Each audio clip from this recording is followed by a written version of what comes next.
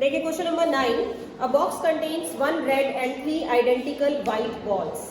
2 balls are drawn at random in succession without replacement. Write the sample space for this experiment. क्या है question में? एक red है और 3 व्हाइट बॉल्स है. अब बॉल निकालनी, 2 बॉल्स निकालनी है, सक्सेशन में निकालनी है. विदाउट रिप्लेसमेंट का मतलब है आपने एक बॉल निकाली, उसको साइड में रख दिया, वापस नहीं डालो, फिर आपके पास 3 बॉल्स बच जाएंगी, फिर उन बॉल्स में से निकालेंगे. तो इसका सैंपल स्पेस बनाना चाहते हैं, तो कैसे लिखेंगे बेटा सैंपल स्पेस के एलिमेंट्स? ऐसे डिनोट करेंगे. अच्छा, बॉल्स हैं किस किस कलर की? रेड और व्हाइट. एक तो रेड बॉल है और व्हाइट कितनी है? 3 व्हाइट बॉल्स. तो आपने मान लीजिए बॉल निकाली और वो रेड आ गई. ठीक है, रेड आ गई, रेड निकाल के आपने अलग कर ली. जब आप दूसरी बॉल निकालोगे तो कौन से कलर की आएगी? व्हाइट. हमने सोचा कि अब दोबारा से बॉल निकाली, बॉल रेड की बजाय जब मैंने पहले निकाली तो व्हाइट आ गई. अब व्हाइट बॉल आने के बाद हो सकता है जो सेकंड वाली बॉल वो आपकी रेड आ जाए जब दोबारा निकालो. ठीक है, या ये भी हो सकता है कि आपने बॉल निकाली, व्हाइट आ गई, और जब दोबारा बॉल निकाली भी व्हाइट आ गई. इसके अलावा और कोई ऑप्शन? देखो रेड तो एक ही है ना बेटा, तो ऐसा तो हो नहीं सकता कि हम रेड निकालें तो दोबारा से रेड आ जाए. ऐसा तो कोई ऑप्शन होगा ही नहीं आपके पास. तो इसका तो एक ही ऑप्शन बना, व्हाइट निकाली है तो हो सकता है व्हाइट के बाद रेड आ जाए, और ये भी हो सकता है कि व्हाइट के बाद व्हाइट आ जाए. तो सिर्फ आपके पास ये 3 ही सैंपल स्पेस में एलिमेंट्स आ जाए. देखिए next question, question number 10. An experiment consists of tossing a coin and then throwing it second time if the head occurs. क्या कहा गया कि सबसे पहले क्या करना है, आपने कॉइन को टॉस करना है और अगर हेड आया तो दोबारा से कॉइन टॉस करना है. साथ में कह रहा है आपको if the tail occurs on the first toss. अगर पहली बार टॉस किया और टेल आ गई तो क्या करेंगे? Then the die is rolled, you have to find the sample space. तो 2 तरह के केसेस हो गए आपके पास. या तो आप कॉइन टॉस करें तो या तो हेड आ जाए, या फिर हम कॉइन टॉस करें तो टेल आ जाए. अब आगे कंडीशन पढ़ते हैं. क्या कहा गया था कि अगर आप कॉइन टॉस कर रहे हैं और हेड आ जाए, अगर हेड आ जाए तो दोबारा से कॉइन ही टॉस करना है. ठीक है ये बात. अगर हेड आ गया दोबारा से कॉइन टॉस करना है तो ये हो सकता है कि हेड आ जाए या फिर टेल आ जाए. 2 ही तो ऑप्शन हुए बेटा, इसके अलावा होगा क्या कोई और ऑप्शन? कब करना था ऐसा? जब पहली बार हेड आ जाए. तो पहली बार वाला तो हमने फिक्स कर लिया कि पहली बार अगर हेड है और दोबारा कॉइन टॉस करना है तो क्या आएगा? दूसरी बार हेड भी आ सकता है और टेल भी आ सकता है. फिर कहा गया कि अगर हेड नहीं आया, कॉइन पहली बार टॉस किया तो हमारे पास टेल आएगी. टेल आएगी तो क्या करेंगे? डाइस थ्रो करेंगे, और डाइस थ्रो कर रहे हैं टेल के साथ ऑप्शंस बनाएंगे. तो डाइस के ऑप्शन हो गए T1, T2, T3, T4 and T5. ये आपके सैंपल स्पेस में, और T6 भी आएगा, ऊपर लिख देते हैं. This is our T6. Ma'am हाँ जी, कॉल आ रही है. हाँ जी, T6. ये आपके पास सारे केसेस आ गए. तो ये क्या है? कंपाउंड इवेंट ही तो हो गया. कंडीशनल प्रोबेबिलिटी भी पढ़ेंगे हम इसमें आगे. उनमें इसी तरह की कंडीशन होती है कि एक बार कॉइन टॉस करें, हेड आ गया, फिर देखा कि फिर क्या टॉस करना, उसके बाद टेल आ गया तो डाइस की बात की, हेड आ गया तो दोबारा से कॉइन होगा. चलिए आगे देखते हैं. Question number 11. Suppose 3 bulbs are selected at random from a lot and each bulb is tested and classified as defective and non defective. Bulb निकालने हैं, कितने बल्ब सेलेक्ट करने हैं? 3 बल्ब सेलेक्ट करने हैं. अब बल्ब कैसे हो सकते हैं? या तो वो डिफेक्टिव है या नॉन डिफेक्टिव है. Right the sample space of this experiment. इसका हमें सैंपल स्पेस लिखना है. तो सैंपल स्पेस लिखते हैं हम. डिफेक्टिव को डी से डिनोट कर लेते हैं. यहाँ लिख देते हैं हम पहले कि अगर डिफेक्टिव है तो हमने उसको डी से डिनोट कर लिया, और अगर नॉन डिफेक्टिव है तो उसको एन से डिनोट कर लेते हैं. उसको एन से डिनोट कर लेते हैं. डिफेक्टिव डी और नॉन डिफेक्टिव एन. इससे डिनोट करेंगे. तो फिर किस तरह से लिखें बेटा सैंपल स्पेस? 3 बल्ब निकालने. मैंने बल्ब निकाला पहला और वो डिफेक्टिव आ गया. फिर एक और लिया, हो सकता है वो भी डिफेक्टिव आ जाए. और तीसरा निकालें तब भी डिफेक्टिव आ जाए। क्या आप इस टाइप का ये जो केस है आपका, क्या आप इससे कंपेयर कर सकते हैं? जैसे हम कॉइन टॉस करते थे और कॉइन में दो ऑप्शन होते थे, एक हेड का और एक टेल का। अगर कॉइन को 3 बार टॉस कर लिया जाए तो क्या वो सेम ही केसेस इसके नहीं बन जाने चाहिए? अगर मैं कहूँ कि डिफेक्टिव को हमने हेड ले लिया, सपोज कर लीजिए अपने माइंड में, डिफेक्टिव जो है वो हेड का काम कर रहा है, नॉन डिफेक्टिव आपका टेल का काम कर रहा है। तो जैसे कॉइन 3 बार टॉस किया गया था, ऐसे ही मुझे 3 बल्स फाइंड आउट करना है। ठीक है, तो कुछ ऐसा ही लेके चलेंगे। मैंने 3 बल्स निकाले, तीनों डिफेक्टिव आ गए। अब मैं कह रही हूँ कि मैंने 2 डिफेक्टिव और एक मेरा नॉन डिफेक्टिव आ गया। फिर इसी की रिप्लेसमेंट कर दी आगे, यानी defective, non defective, then defective. फिर इसको और इधर शिफ्ट कर लिया, यानी एन डी ई। फिर नॉन डिफेक्टिव वाले 2 ले लिए, यानी कि डी एन एन। फिर इनकी प्लेसेस चेंज कर दिए, यानी कि एन डी एन और एन एन डी। या मैं ये कह सकती हूँ कि तीनों ही बल्ब जो है मेरे वो कैसे हैं? नॉन डिफेक्टिव है। तो आपके सैंपल स्पेस में कितने एलिमेंट्स आ गए इसमें? हाँ जी, 2 raised to the power 3, यानी कि 8 एलिमेंट्स हमारे सैंपल स्पेस में फिर से आ गए। वो भी बात क्लियर? क्योंकि कॉइन वाला हमें कनेक्ट करना इसलिए इजी लगता है, उसको हम कई सालों से करते आ रहे हैं, 9th में भी किया, 10th में भी किया। तो उसी तरह से अगर 2 केसेस लोगे, याद है आपको कल भी हमने क्वेश्चन किया था वो बॉय और गर्ल वाला, उसमें भी तो यही था, इसी तरह के कॉम्बिनेशन थे, हेड और टेल की तरह 2 ही ऑप्शंस थे और उसी के पेयरिंग की थी 2 raised to the power 2 करके। देखिए बेटा, आप नेक्स्ट पढ़िए एक बार स्टेटमेंट, देखते हैं आप लोग रिकॉल कर पा रहे हो या नहीं। क्वेश्चन नंबर 12 पे आ गए, रीड करो स्टेटमेंट।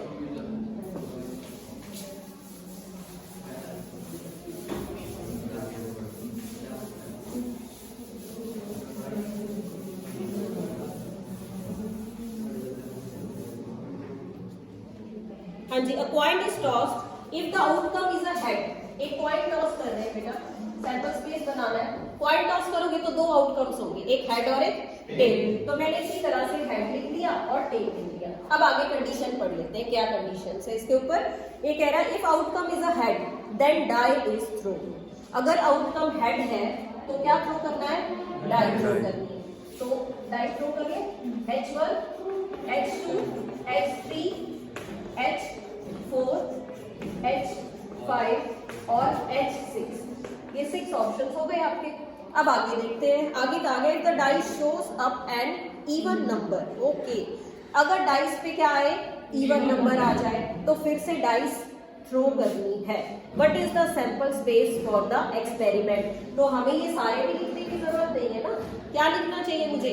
इवन नंबर वाला। ठीक है, तो फिर अब मैं क्या करूंगी, पहले मैंने एक बार कॉइन टॉस कर लिया बेटा, कॉइन टॉस कर लिया तो मेरे पास 2 ऑप्शंस आ गए। कौन कौन से 2 ऑप्शंस? एक हेड और एक टेल। जब टेल आई तो टेल के लिए आगे कोई कंडीशन नहीं दी गई आपके क्वेश्चन में, तो पहले हम टेल वाला ही केस ले लेते हैं, क्योंकि अगर टेल आ गई तो आपका सैंपल स्पेस का काम यही खत्म हो जाए। फिर कहा गया अगर हेड आया, हेड आया तो ऑप्शन में क्या हुआ? डाइस थ्रो करनी है, और डाइस थ्रो करनी है तो इवन नंबर भी हो सकता है और ऑड भी हो सकता है। अगर ऑड आया तो कोई प्रॉब्लम नहीं, तो मैंने ऑड वाले पहले लिख लिए कि अगर ऑड नंबर्स भी आ जाते हैं तब आगे आपको कुछ भी नहीं करना। फिर जो क्वेश्चन में कंडीशन है, क्या कंडीशन है? That if the dice shows up an even number. अगर डाइस पे क्या आया? इवन नंबर आया, तब क्या कहा गया है? Then the die is thrown again. तो क्या क्या बना? अब हम कह रहे हैं, देखो टेल वाला अलग कर लिया, ऑड नंबर्स हमने अलग कर लिए।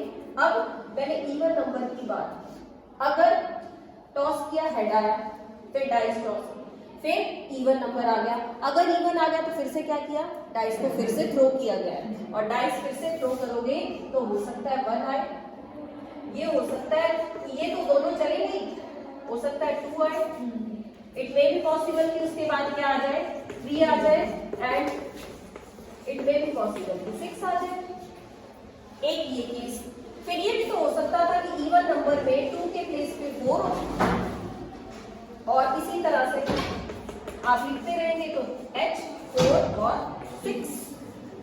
इट मे बी पॉसिबल कि हेड है, इवन नंबर में आपके पास 6 आ जाए, और फिर से क्या करेंगे?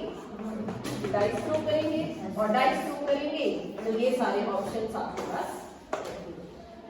बात होगी क्लियर? रिपीट कर देती हूँ मैं इसको। क्या किया, आपको कहा गया सबसे पहले कि आपने कॉइन टॉस करना है। कॉइन टॉस किया तो आपके पास दो ऑप्शंस आए बेटा, या तो हेड आएगा या टेल आएगा। फिर टेल की कोई बात, कोई भी कंडीशन टेल वाली आपके क्वेश्चन में गिवन नहीं है। इसका मतलब टेल आ गया तो आपका ऑप्शन यहीं पे एंड हो गया। अगर हेड आया, if the head comes then a dice is tossed और रोल्ड, जैसा लैंग्वेज में लिखा गया। उसके बाद क्या किया, डाइस रोल कर लिया, डाइस को टॉस कर लिया। फिर ये कहा गया कि अगर डाइस पे भी इवन नंबर आए तो फिर डाइस रोल करनी है। अगर ऑड आए तो कुछ नहीं करना आपने। तो मैंने फिर पहले ऑड वाले ही केसेस लिख लिए, यानी जिसमें कम कंडीशन हो पहले वो लिख लो, जिसमें और कंडीशन हो उनको बाद में लिखते रहेंगे। तो ऑड नंबर वाले पहले लिख लिए। ऑड नंबर यही होते हैं 1, 3 और 5। फिर मैंने देखा इवन नंबर, इवन कौन से हुए 2, 4, 6। जब ये इवन नंबर आए तभी तो फिर एक और चांस लिया गया, और फिर और चांस लिया तो हो सकता है H2 के साथ एक बार 1 to 6 ऐसे ही आता रहे, या हो सकता है H4 हो फिर 1 to 6 ऐसे ही चले, या फिर H6 हो तो फिर ये 6 केसेस की 1, 2, 3, 4, 5, 6 आ जाए। तो ये टोटल एलिमेंट्स आपके सैंपल स्पेस में आ जाए। तो कंडीशंस को ध्यान से पढ़ना है, उसके अकॉर्डिंग सैंपल स्पेस बनाना पड़ेगा। देखिए नेक्स्ट क्वेश्चन, देखिए पढ़िए स्टेटमेंट एक बार। The numbers 1, 2, 3 and 4 are written separately on 4 slips of paper. 4 numbers 4 slips पे लिख दिए और क्या किया, the slips are put in a box and mixed thoroughly. Slips को बॉक्स में डाल दिया और मिक्स कर दिया। A person draws 2 slips from the box, one after the other without replacement. Describe the sample space for the experiment.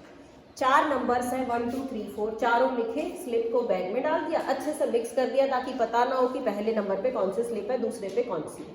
अब ये कहा गया कि 2 स्लिप्स निकालनी है।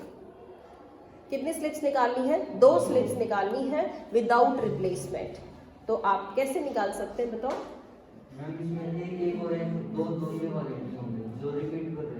बेटा 1, 2, 3, 4 4 नंबर से ध्यान से समझना। 1, 2, 3, 4 4 नंबर्स लिखे हुए हैं। अगर आपने एक नंबर निकाल लिया, मान लिया मैंने स्लिप बॉक्स में से निकाली और 4 आ गया, मैंने 4 निकाला और साइड में रख दिया, विदाउट रिप्लेसमेंट है ना, रिप्लेस नहीं करना।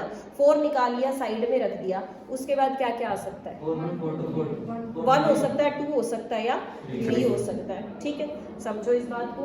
कैसे बनाए इसका सैंपल स्पेस? या तो 1 आ जाए, या फिर स्लिप उठाई तो 2 आ जाए, या स्लिप उठाई तो 3 आ गया, या स्लिप ली तो 4 आ गया। समझ आ गई बात? 1 से शुरू करते हैं। मैंने स्लिप निकाली और स्लिप पे मेरा नंबर आया 1। अब 1 तो हम छोड़ देंगे क्योंकि 1 को साइड में रख दिया। अब ये 1 आने के बाद आपके पास क्या आ सकता है? 2 या फिर 3 या फिर 4, बस। फिर मैंने स्लिप निकाली, दूसरा केस ले लिया, मैंने स्लिप निकाली और स्लिप पे पहले आया 2, तो 2 तो आ नहीं सकता, 2 रिपीट नहीं होगा। क्या क्या आ सकता है? हो सकता है 1 आ जाए, हो सकता है 3 आ जाए, और इसमें भी पॉसिबल कि 4 आ जाए।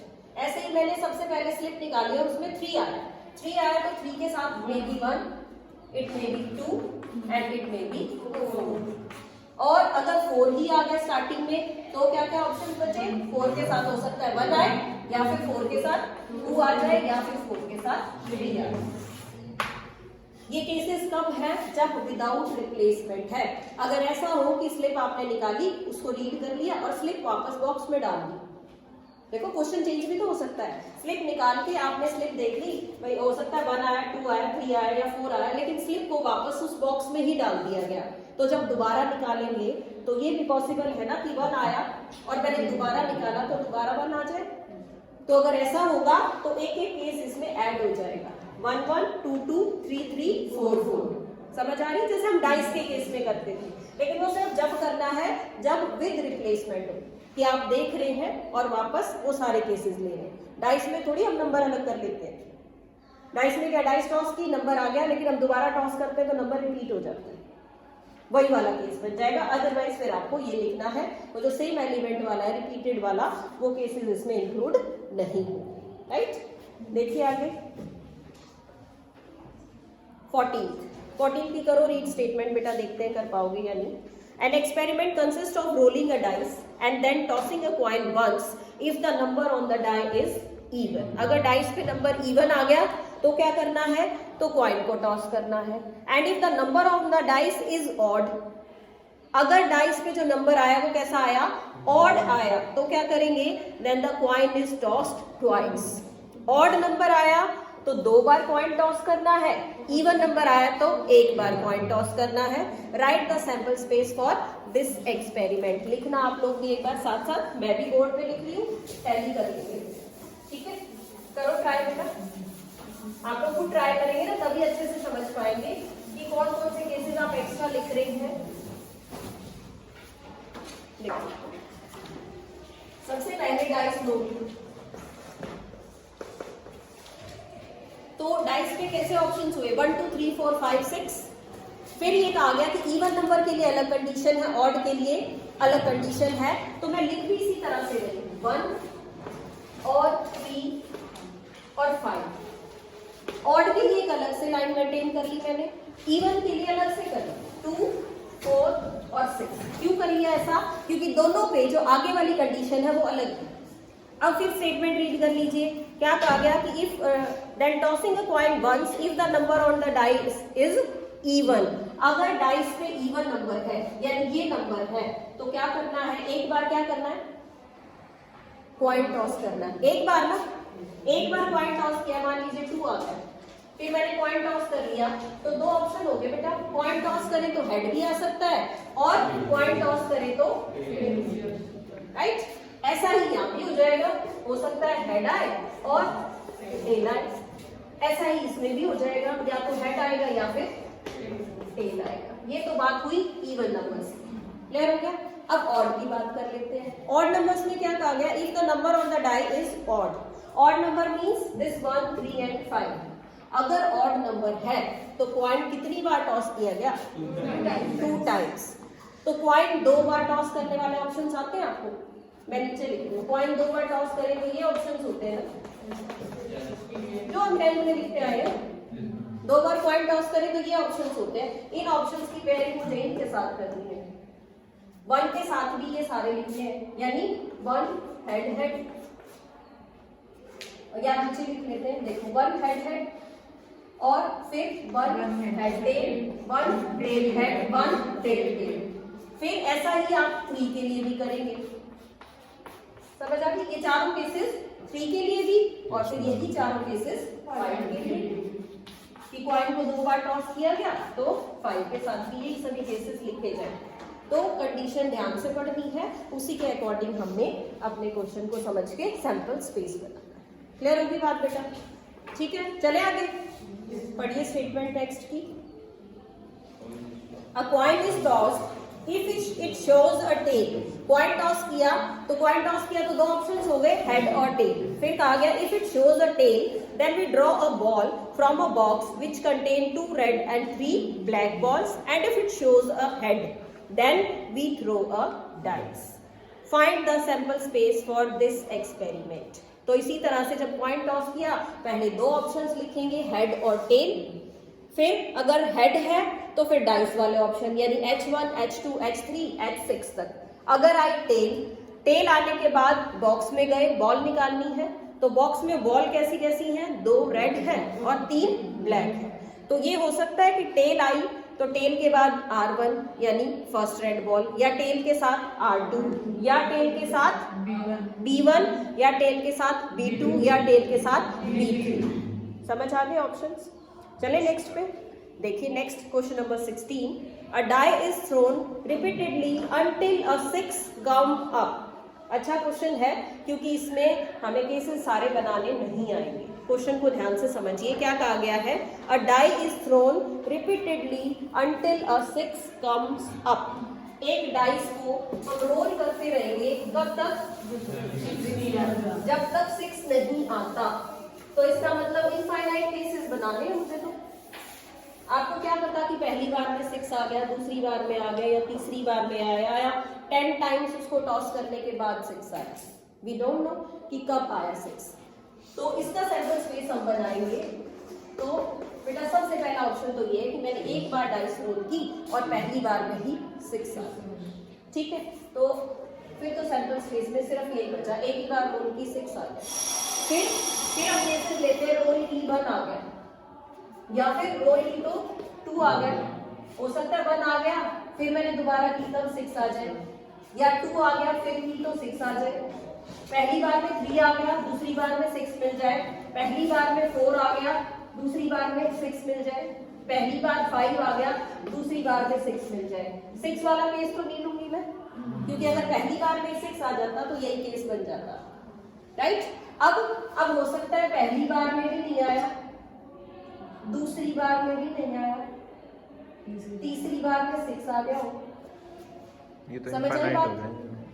पहली बार में भी 1, दूसरी बार में भी 1, तीसरी बार में यहाँ पे चेंज कर लेते हैं, पहली बार में 1 आ गया, दूसरी बार में 2 आ गया, फिर 6 आ जाए, पहली बार में 1 आ गया, फिर 3 आ गया, फिर टॉस करने से 6 आया, इसी तरह से फिर 1 4 6 और आप इसको ऐसे छोड़ सकते हैं। समझ आ गया बेटा सीक्वेंस? पहली बार में रोल करते ही 6 आए तो ये हो सकता है, पहली बार में ना आए तो ये ऑप्शंस हो गए, दूसरी बार में 6 मिल जाए, ऐसे ही वो 3 टाइम्स है। हो सकता है तीसरी बार में भी ना आए तो 4th टाइम में आए या 5th टाइम में आए, तो सारे तो पॉसिबल ही नहीं है लिखने। इस तरह से लेके आप इस सैंपल स्पेस को एंड करें। ठीक है, आज के लिए सफिशिएंट है? ओके।